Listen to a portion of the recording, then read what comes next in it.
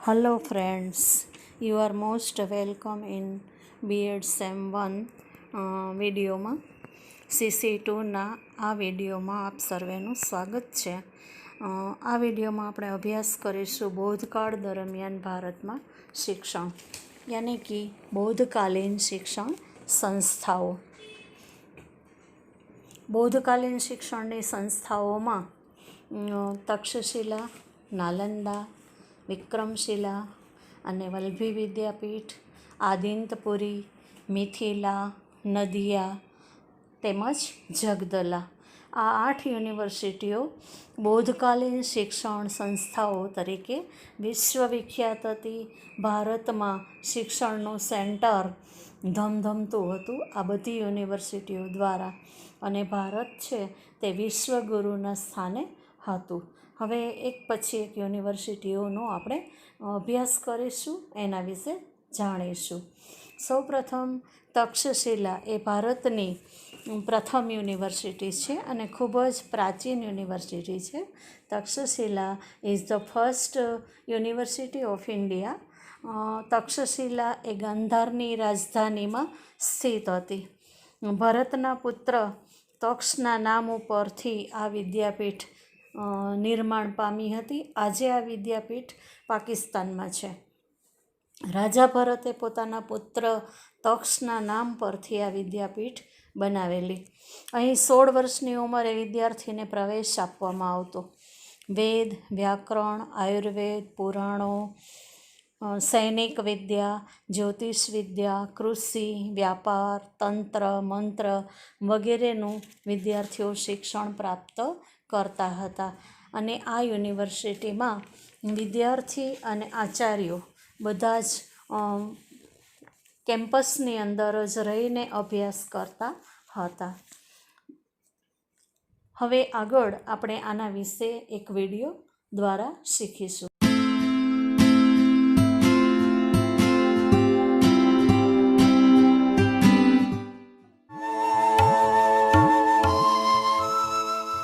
भारत में दुनिया के पहले विश्वविद्यालय तक्षशिला विश्वविद्यालय की स्थापना 7वीं शती ईसा पूर्व को हुई थी.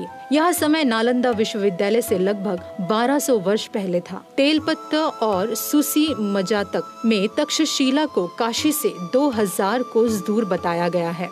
जातकों में तक्षशिला के महाविद्यालयों की भी अनेक बार चर्चा हुई है. यहाँ अध्ययन करने के लिए दूर दूर से विद्यार्थी आते थे.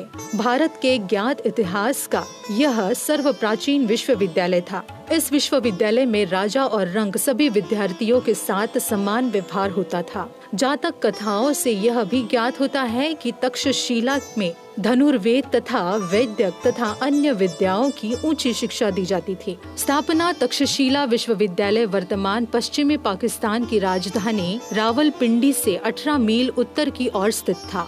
यह विश्व का प्रथम विश्वविद्यालय था जिसकी स्थापना 700 वर्ष ईसा पूर्व में की गई थी.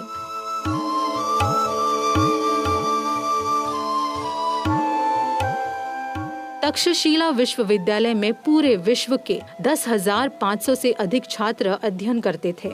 यहाँ 60 से भी अधिक विषयों को पढ़ाया जाता था. 326 ईस्वी पूर्व में विदेशी आक्रमणकारी सिकंदर के आक्रमण के समय यह संसार का सबसे प्रसिद्ध विश्वविद्यालय ही नहीं था, अपितु उस समय के चिकित्सा शास्त्र का एकमात्र सर्वोपरि केंद्र था. आयुर्वेद विज्ञान का सबसे बड़ा केंद्र 500 ईसा पूर्व, जब संसार में चिकित्सा शास्त्र की परंपरा भी नहीं थी, तब तक्षशिला आयुर्वेद विज्ञान का सबसे बड़ा केंद्र था. जातक कथाओं एवं विदेशी पर्यटकों के लेख से पता चलता है कि यहाँ के स्नातक मस्तिष्क के भीतर तथा अतड़ियों तक का ऑपरेशन बड़ी सुगमता से कर लेते थे. अनेक असाध्य रोगों के उपचार सरल एवं सुलभ जड़ी बूटियों से करते थे.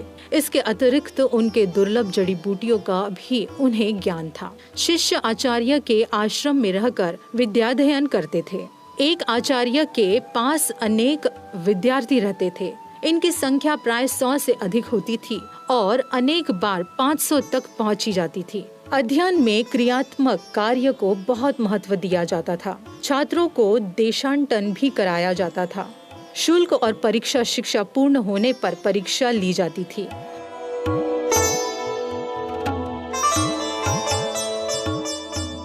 तक्षशिला विद्यालय से स्नातक होना उस समय अत्यंत गौरवपूर्ण माना जाता था। यहाँ धनी तथा निर्धन दोनों तरह के छात्रों के अध्ययन की व्यवस्था थी। धनी छात्र आचार्य को भोजन, निवास और अध्ययन का शुल्क देते थे तथा निर्धन छात्र अध्ययन करते हुए आश्रम के कार्य करते थे। शिक्षा पूरी होने पर वे शुल्क देने की प्रतिज्ञा करते थे। चिंतक, कूटनीतिज्ञ, अर्थशास्त्री चाणक्य ने भी अपनी शिक्षा यहीं पूर्ण की थी। उसके बाद यही शिक्षण कार्य करने लगे। यही उन्होंने अपने अनेक ग्रंथों की रचना की थी। इस विश्वविद्यालय की स्थिति ऐसे स्थान पर थी जहां पूर्व और पश्चिम से आने वाले मार्ग मिलते थे। चतुर्थ शताब्दी ईसा पूर्व से ही इस मार्ग से भारतवर्ष पर विदेशी आक्रमण होने लगे। विदेशी आक्रामकताओं ने इस विश्वविद्यालय को काफी क्षति पहुंचाई। अंततः 6वीं शताब्दी में यह आक्रमणकारियों ने इसे पूरी तरह नष्ट कर दिया। स्थिति उस काल में तक्षशिला एक विख्यात विश्वविद्यालय था जो सिंधु नदी के किनारे बसे नगर के रूप में था। विश्वविद्यालय में प्रख्यात विद्वान तथा विशेषज्ञ शिक्षकों के रूप में छात्रों को शिक्षा देते थे। तक्षशिला में शिक्षा ग्रहण करने के लिए दूर दूर से राजकुमार, शाही परिवारों के पुत्र, ब्राह्मणों, विद्वानों, धनी लोगों तथा उच्च कुलों के बेटे आते थे। तक्षशिला आजकल पाकिस्तान में है। पुरातत्व खुदाई में विश्वविद्यालय का पूरा चित्र उभर कर सामने आया है। तक्षशिला में 10,000 छात्रों के आवास व पढ़ाई की सुविधाएं थी। शिक्षकों की संख्या का सहज ही अनुमान लगाया जा सकता है। विश्वविद्यालय में आवास कक्ष, पढ़ाई के लिए कक्ष, सभागृह और पुस्तकालय थे। तक्षशिला के अवशेषों को देखने के लिए आज प्रतिवर्ष हजारों पर्यटक, इतिहासकार तथा पुरातत्ववेत्ता तक्षशिला जाते हैं। तक्षशिला प्राचीन भारत में गंधार देश इसकी राजधानी और शिक्षा का प्रमुख केंद्र था। यहाँ का विश्वविद्यालय विश्व के प्राचीनतम विश्वविद्यालयों में शामिल है। बौद्धों के लिए महत्व का केंद्र भी था। 405 ईस्वी में फाहियान यहाँ आया था। तक्षशिला वर्तमान समय में पाकिस्तान के पंजाब प्रांत के रावलपिंडी जिले की एक तहसील है। ऐतिहासिक रूप से यह 3 महान मार्गों के संगम पर स्थित था। उत्तरापथ, वर्तमान ग्रैंड ट्रंक रोड, जो गंधार को मगध से जोड़ता था। उत्तर पश्चिमी मार्ग, जो कापीश और पुष्कलावती आदि से होकर जाता था। सिंधु नदी मार्ग, श्रीनगर, मानसेरा, हरिपुर घाटी से होते हुए उत्तर में रेशम मार्ग और दक्षिण में हिंद महासागर तक जाता था। भारतीय इतिहास में तक्षशिला नगरी विद्या और शिक्षा के महान केंद्र के रूप में प्रसिद्ध थी। बनारस, राजगृह, मिथिला और उज्जयिनी जैसे भारतवर्ष के दूर दूर क्षेत्र से विद्यार्थी वहां पढ़ने के लिए जाते और विश्व प्रसिद्ध गुरुओं से शिक्षा प्राप्त करते थे।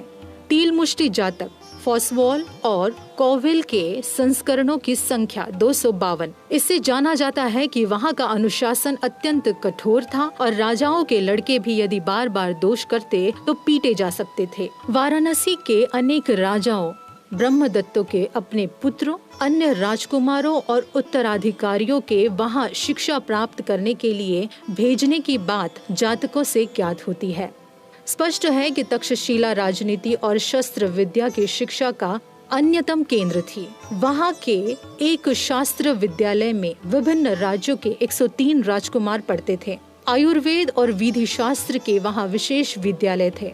तक्षशिला के स्नातकों में भारतीय इतिहास के कुछ अत्यंत प्रसिद्ध पुरुषों के नाम मिलते हैं। संस्कृत साहित्य के सर्वश्रेष्ठ वैयाकरण पाणिनि गंधार स्थित शालातूर के निवासी थे और असंभव नहीं, उन्होंने तक्षशिला में ही शिक्षा पाई है। गौतम बुद्ध के समकालीन कुछ प्रसिद्ध व्यक्ति भी वहीं के विद्यार्थी रह चुके थे, जिनमें मुख्य थे 3 सहपाठी, कौशलराज, प्रसेनजीत, मल्ल सरदार बंधुल एवं लिच्छवी माहिल, प्रमुख वैद्य और शल्यक जीवक तथा ब्राह्मण लुटेरा अंगुलीमाल। वहाँ से प्राप्त आयुर्वेद संबंधी जीवक के अपार ज्ञान और कौशल का विवरण विनय पिटक से मिलता है। चाणक्य वहीं के स्नातक और अध्यापक थे और उनके शिष्यों में सर्वाधिक प्रसिद्ध चंद्रगुप्त मौर्य, जिसने अपने गुरु के साथ मिलकर मौर्य साम्राज्य की स्थापना की।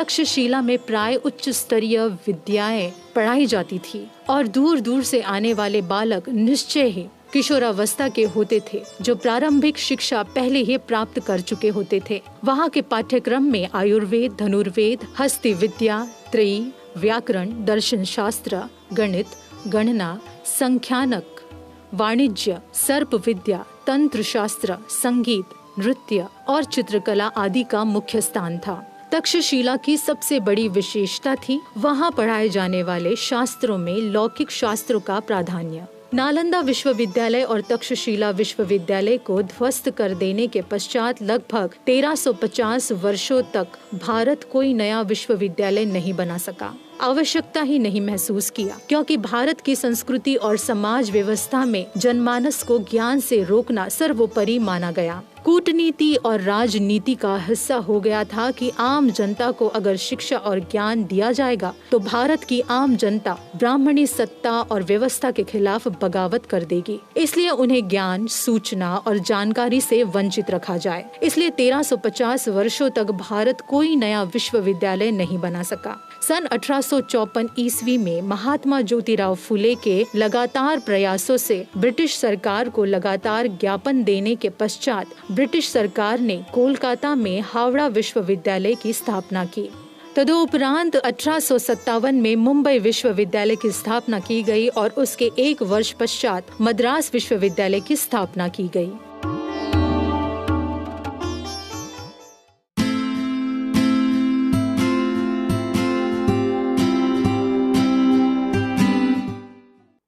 ઓકે, ત્યારબાદ આપણે જોઈએ નાલંદા વિશ્વવિદ્યાલય. બૌદ્ધકાલીન શિક્ષણની સંસ્થાઓમાં સૌથી મહત્ત્વની નાલંદા વિશ્વવિદ્યાલય. બિહાર રાજ્યમાં પટણાથી 40 માઇલ દૂર દક્ષિણ પશ્ચિમ તરફ રાજગૃહથી 7 માઇલ દૂર આની સ્થાપના કરવામાં આવી હતી અને બૌદ્ધ શિક્ષણનું વિશ્વવિખ્યાત કેન્દ્ર હતું. નાલંદા યુનિવર્સિટી વિશ્વવિખ્યાત હતી. દેશ વિદેશના લોકો અહીંયા અભ્યાસ કરવા આવતા હતા. આજુબાજુના પડોશના દેશના વિદ્યાર્થીઓ પણ અહીં આવતા હતા. ગુપ્ત શાસકોએ આ વિદ્યાપીઠના વિકાસમાં ખૂબ જ રસ લીધો હતો. ચંદ્રગુપ્ત મૌર્યનું શિક્ષણ કાર્ય અહીં થયું હતું અને નાલંદા યુનિવર્સિટીના આચાર્ય તરીકે ચાણક્યએ ઘણા વર્ષો સુધી કાર્યભાર સંભાળ્યો હતો. 1 માઇલ લાંબી અને 1.5 માઇલ પહોળાઈ ધરાવતી આ વિશ્વવિદ્યાલય ખૂબ જ પ્રસિદ્ધ અને ખૂબ જ બ્યુટિફુલ કેમ્પસ ધરાવતી હતી. અહીંયા વિદ્યાર્થીઓને રહેવાની વ્યવસ્થા હતી. એ સમયમાં 10,000 વિદ્યાર્થીઓને રહેવા, જમવાની અને અભ્યાસની સુવિધાઓ નિઃશુલ્ક હતી. ફ્રી ઓફ એજ્યુકેશન હતું. તો એ કેટલી મોટી વાત કહેવાય. અને આ યુનિવર્સિટીની વિશેષતા એ હતી કે અહીંયા પણ એન્ટ્રન્સ ટેસ્ટ લેવામાં આવતી અને એન્ટ્રન્સ ટેસ્ટ છે એ દ્વારપાળ લેતો. ડોરકીપર, જે ગેટકીપર હોય એ અહીંયા એન્ટ્રન્સ ટેસ્ટ લેતો અને ત્યારબાદ જ એને અંદર પ્રવેશ કરવા દેવામાં આવતો હતો.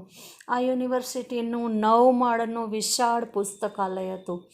મિત્રો, ચીનથી 2 ધર્મગુરુઓ, બૌદ્ધ ધર્મગુરુઓ આવેલા અહીંયા અભ્યાસાર્થે. ફાહિયાન અને યુએન સાંગ કરીને આ બંને ધર્મગુરુઓ વર્ષો સુધી, ઘણા વર્ષો સુધી અહીં રહીને એમણે અભ્યાસ કર્યો અને જ્યારે ચીન પાછા ફર્યા ત્યારે ઊંટની સવારી ઉપર પોઠું ભરી ભરીને જેટલા લદાયા એટલા પુસ્તકો સાથે લઈ અને પોતે ચીન લઈ ગયા. એ પુસ્તકોને વિશાળ પુસ્તક સામગ્રી એ પોતાની સાથે ચીન લઈ ગયા હતા. વિદ્વાનોનું આ ધમધમતું કેન્દ્ર હતું. શિક્ષણનું આ ધમધમતું કેન્દ્ર હતું અને અહીંયા વિદ્વાનો નિવાસ કરતા હતા. વિદ્યાર્થી અને આચાર્યો બંને સાથે નિવાસ કરતા હતા અને શિક્ષણ કાર્ય ખૂબ સરસ, સઘન શિક્ષણ કાર્ય થતું હતું. વિશ્વ પ્રસિદ્ધ યુનિવર્સિટીઓમાંની એક નાલંદા વિશ્વવિદ્યાલય હતી. અહીંયા વેદ, વેદાંગ, દર્શન, પુરાણ, ચિકિત્સાશાસ્ત્ર વગેરેનું શિક્ષણ અપાતું. આ શિક્ષણ પાલી ભાષામાં આપવામાં આવતું હતું.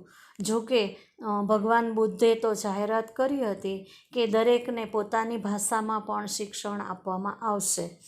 અહીંયા આ યુનિવર્સિટીમાં વિદ્યાર્થીઓએ પુષ્કળ જ્ઞાન પ્રાપ્ત કર્યું હતું અને આ વિદ્યાપીઠની ખ્યાતિ છે એ 800 વર્ષ સુધી ચોમેર પ્રસરેલી રહી હતી. આ વિદ્યાપીઠે 800 વર્ષ સુધી સતત શિક્ષણના કેન્દ્ર તરીકે નામના પ્રાપ્ત કરી હતી અને ભારતીય સંસ્કૃતિનું પોષણ કર્યું હતું.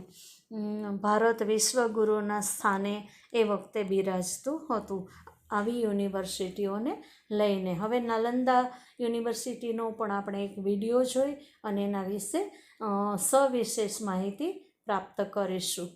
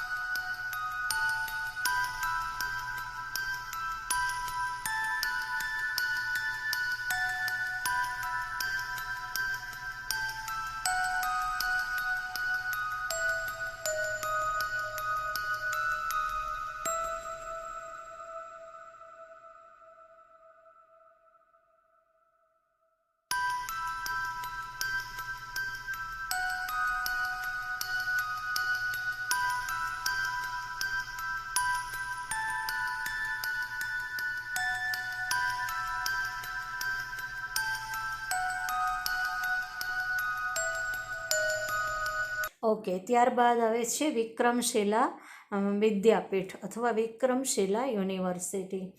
બિહાર પ્રદેશમાં મગધમાં ગંગા તટ ઉપર આ વિદ્યાપીઠનું નિર્માણ કરવામાં આવ્યું હતું.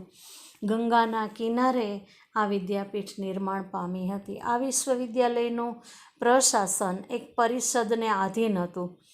અહીંયા શિક્ષકો તે સમયના ઉચ્ચ કોટીના વિદ્વાન હતા. નિષ્ણાત વિદ્વાનો દ્વારા શિક્ષણ કાર્ય ચાલતું હતું. અહીંયા વિદ્યાર્થીને પ્રવેશ પરીક્ષા દ્વારા પ્રવેશ મળતો અથવા એડમિશન પ્રાપ્ત થતું. વ્યાકરણ, તર્ક, તંત્ર, દર્શન વગેરેનું શિક્ષણ અહીંયા આપવામાં આવતું હતું. 12મી સદીમાં બખ્તિયાર ખલજીના આક્રમણથી આ વિદ્યાપીઠ નાશ પામી. આમ તો ખલજી વંશના બધા જ મુસ્લિમ આક્રમકકારોએ રાજાઓએ આવી યુનિવર્સિટીઓનો નાશ કર્યો હતો. આપણે એની પણ એક વિડીયો દ્વારા માહિતી પ્રાપ્ત કરીશું.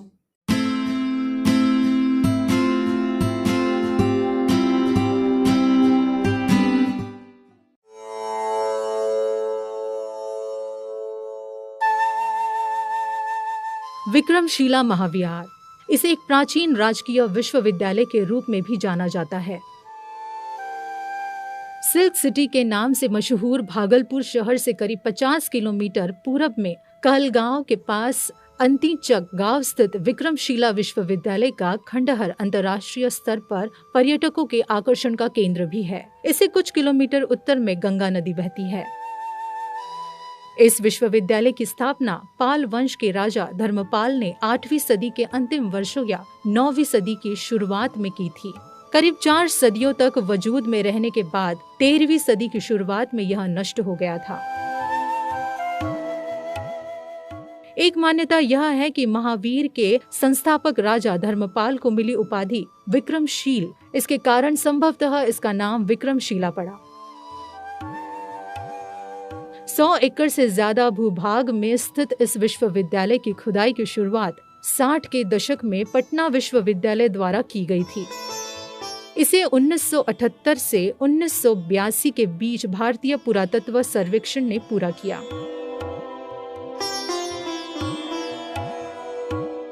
विक्रमशिला विश्वविद्यालय में अध्यात्म, दर्शन, तंत्र विद्या, व्याकरण, तत्वज्ञान, तर्कशास्त्र आदि की पढ़ाई होती थी. यहाँ पढ़ने आने वाले हर किसी को विश्वविद्यालय के द्वार पर ही कठिन प्रवेश परीक्षा से गुजरना पड़ता था. यहाँ एक साथ करीब 1000 विद्यार्थी पढ़ते थे और 100 प्राध्यापक रहा करते थे. इस विश्वविद्यालय के प्रबंधन द्वारा ही बिहार की एक दूसरे मशहूर नालंदा विश्वविद्यालय के कामकाज को भी नियंत्रित किया जाता था. दोनों के शिक्षक एक दूसरे के यहाँ जाकर पढ़ाया भी करते थे.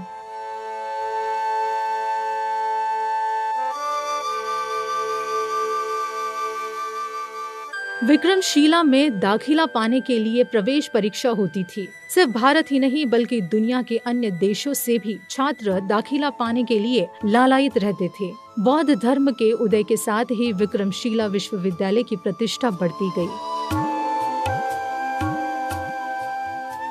विश्वविद्यालय का प्रबंधन 6 भिक्षुओं के हाथ में थे और कुलपति इनसे सलाह कर विश्वविद्यालय का संचालन करते थे. विश्वविद्यालय में प्रवेश के 6 प्रवेश द्वार थे.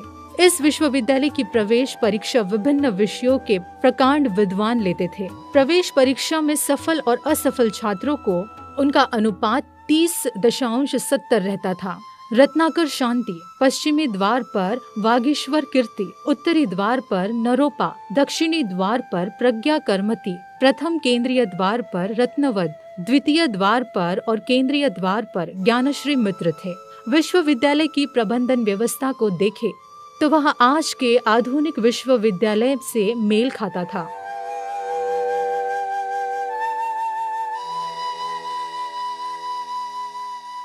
विश्वविद्यालय का खर्च वहन हालांकि राजा और जागीर करते थे. इस विश्वविद्यालय की स्थापना पाल वंश के राजा धर्मपाल ने 775 से 800 ईस्वी के बीच की थी.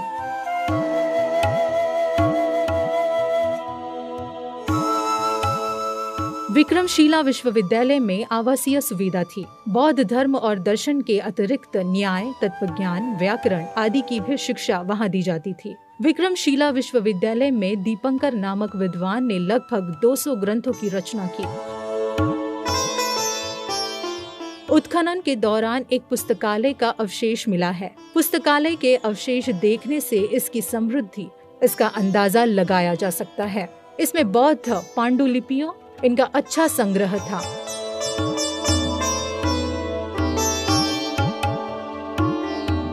बारहवीं शताब्दी के आसपास इख्तियारुद्दीन मोहम्मद बिन बख्तियार खलजी के नेतृत्व में मुसलमानों ने आक्रमण कर इस महाविहार को पूरी तरह से नष्ट कर दिया। उसने 1203 में इस विश्वविद्यालय को नष्ट किया। इसके साथ ही नालंदा विश्वविद्यालय को भी उसने नष्ट कर दिया।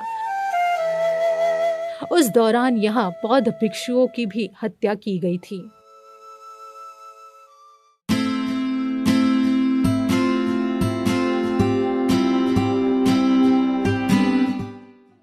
ત્યારબાદ આવે છે વલ્લભી વિદ્યાપીઠ। સૌરાષ્ટ્રની અંદર જ મિત્રો આ વિદ્યાપીઠ આવેલી છે। ગૌરવની વાત છે કે સૌરાષ્ટ્રના વલ્લભીપુરમાં આ વિદ્યાપીઠની સ્થાપના કરવામાં આવી હતી।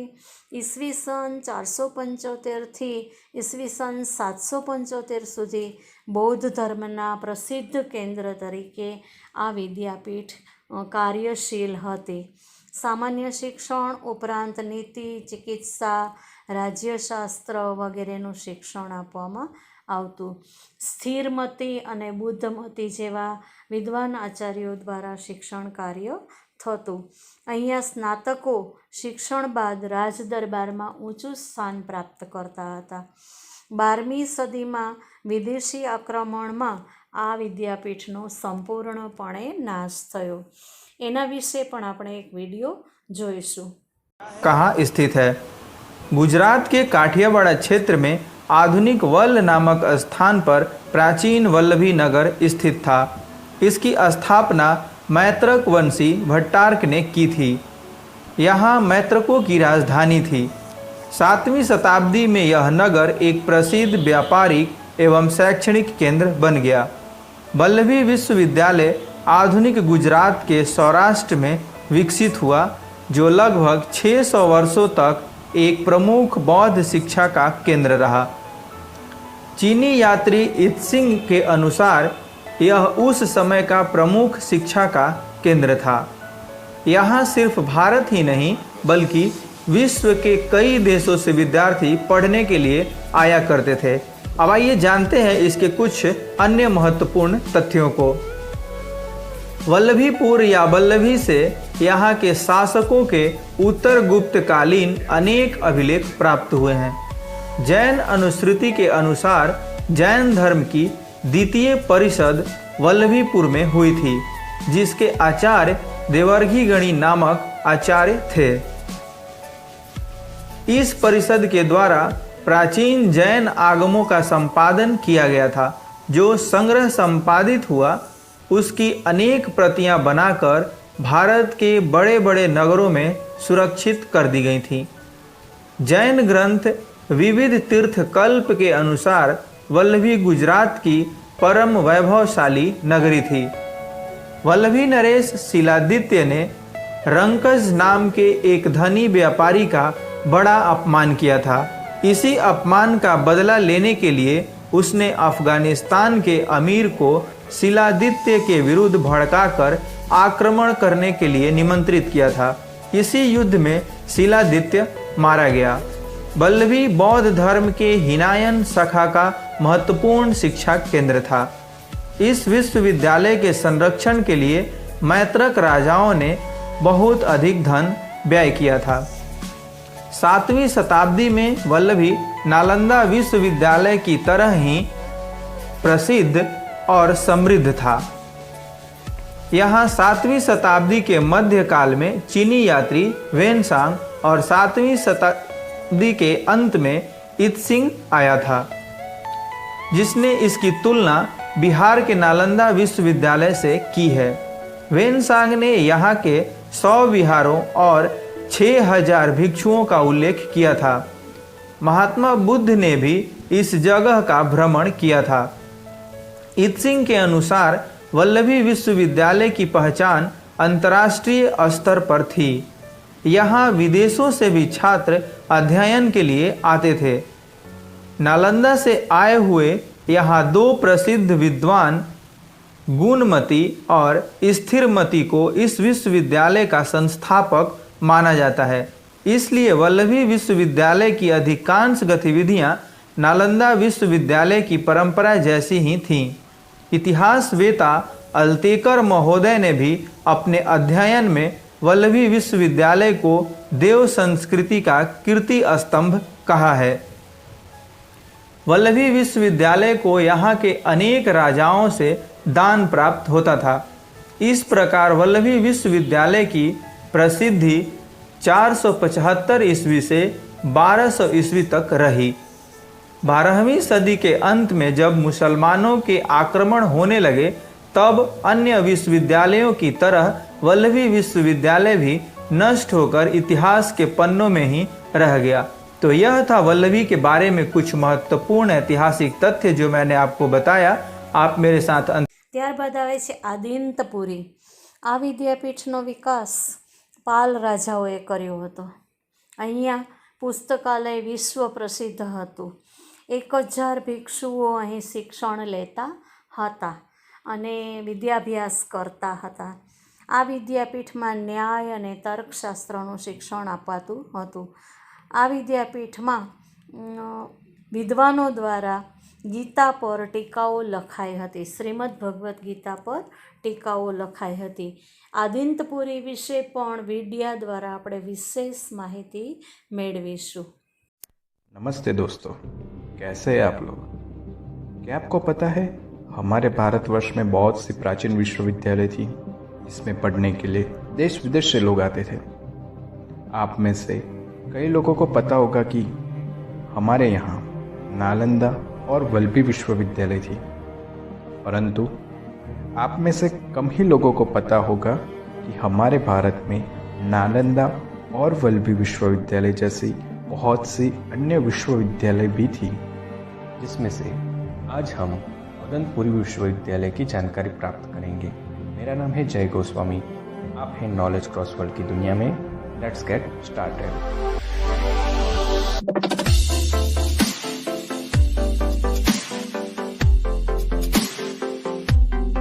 नालंदा विश्वविद्यालय को भारत की सबसे पुरानी विश्वविद्यालय मानी जाती है। उदंतपुरी विश्वविद्यालय नालंदा विश्वविद्यालय से तकरीबन 10 किलोमीटर की दूरी पर थी। उदंतपुरी विश्वविद्यालय नालंदा और विक्रमशिला विश्वविद्यालय की तरह विख्यात थी, परंतु उदंतपुरी विश्वविद्यालय का उत्खनन कार्य नहीं होने के कारण आज भी धरती के गर्भ में दबी हुई है, जिसके कारण बहुत कम ही लोगों को इस विश्वविद्यालय के इतिहास से परिचित है। इसकी स्थापना प्रथम पाल नरेश गोपाल ने 7वीं शताब्दी में की थी। प्राचीन बंगाल और मगध में पाल काल के दौरान कई विश्वविद्यालय बनी थी। तिब्बती सूत्रों के अनुसार 5 विश्वविद्यालय थी: विक्रमशिला, नालंदा, सोमपुरा, उदंतपुरी और जगदल। इस पांडुलिपियों से ऐसा ज्ञात होता है कि इसके संचालन का भार भिक्षु संघ के हाथ में था, न कि किसी राजा के हाथ में। अभिलेखों के अनुसार उदंतपुरी जिस पर्वत पर स्थित था उसको हिरण्य प्रभात पर्वत कहा जाता था, जो पंचानन नदी के किनारे था। अभिलेखों के अनुसार उदंतपुरी में तकरीबन 12,000 छात्र थे। उदंतपुरी विश्वविद्यालय पर मोहम्मद बिन बख्तियार खिलजी का आक्रमण हुआ था। बख्तियार खिलजी ने ईस्वी सन 1197 में उदंतपुरी विश्वविद्यालय को अपना निशाना बनाया, जिसमें से अधिकांश बौद्ध भिक्षुओं को मौत के घाट उतार दिया था, तो कुछ बौद्ध भिक्षुओं बंगाल और उड़ीसा की ओर भाग गए और अंत में बख्तियार खिलजी ने इस विश्वविद्यालय में आग लगा दी। इस तरह विद्या का यह मंदिर सदा सदा के लिए समाप्त हो गया। ત્યારબાદ આવે છે મિથિલા। પ્રાચીન સમયમાં મિથિલા યુનિવર્સિટી બ્રાહ્મણ શિક્ષણનું કેન્દ્ર હતું। મિથિલા રાજા જનકની નગરી હતી, આપણને ખ્યાલ છે। તો એ મિથિલા યુનિવર્સિટી એ બ્રાહ્મણ શિક્ષણનું કેન્દ્ર હતું। અહીંના વિદ્વાનોએ શ્રીમદ ભગવદ્ ગીતા, દેવી મહાત્મ્ય, મેઘદૂત, ગીત ગોવિંદ, માલતી માધવ વગેરે રચનાઓ પર ટીકા લખવામાં આવી હતી. આ યુનિવર્સિટીમાં આ બધા જ ગ્રંથો પર ટીકા લખવામાં આવી હતી અને ન્યાયનું શિક્ષણ પણ આપવામાં આવતું હતું. ત્યારબાદ વાત કરું નદિયા યુનિવર્સિટીની, તો નદિયા યુનિવર્સિટી પણ બૌદ્ધ શિક્ષણની એક ખ્યાતનામ સંસ્થા હતી. બંગાળમાં સેન શાસકોએ 11મી સદીમાં ભાગીરથીના સંગમ પર આ વિદ્યાપીઠ બનાવી હતી. અહીં જયદેવનું ગીત ગોવિંદની રચના થઈ હતી. જયદેવનું ગીત ગોવિંદ ખૂબ જ સુંદર ગીતિ કાવ્ય છે, વાંચવા જેવું છે. અવકાશ મળે તો વાંચજો. શૂલપાણીનીનો સ્મૃતિ વિવેક વગેરેની પણ અહીંયા રચના થઈ હતી. તો આ યુનિવર્સિટી પણ સારી એવી ખ્યાતિ ધરાવતી હતી. ત્યારબાદ આપણે જોઈએ જગદલા યુનિવર્સિટી. બંગાળમાં 11મી સદીમાં રામપાલે ગંગા તટ પર રામવતી નામનું નગર નિર્માણ કર્યું હતું અને એમાં જ અહીંયા જગદલ નામનું વિહાર બનાવ્યું હતું. જગદલ નામનું વિહાર એટલે કે બૌદ્ધ શિક્ષણનું કેન્દ્ર. મઠ, વિહાર વગેરે જેવા સેન્ટર પર શિક્ષણનું કાર્ય ચાલતું હતું.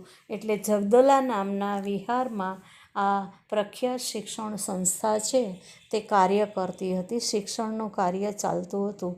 આ વિહાર બૌદ્ધ શિક્ષણના કેન્દ્ર તરીકે વિકાસ પામ્યું હતું અને સારી એવી ખ્યાતિ પ્રાપ્ત કરેલી હતી. ત્યારબાદ આપણે ટોપ યુનિવર્સિટીઝ ઓફ ઇન્ડિયા એના વિશેનો એક વિડીયો જોઈશું કે જે એન્સન્ટ યુનિવર્સિટીઓ હતી અને ટોપ લેવલ પર હતી એવી એન્સન્ટ ટોપ યુનિવર્સિટી ઓફ ઇન્ડિયા એનો વિડીયો આપણે જોઈશું.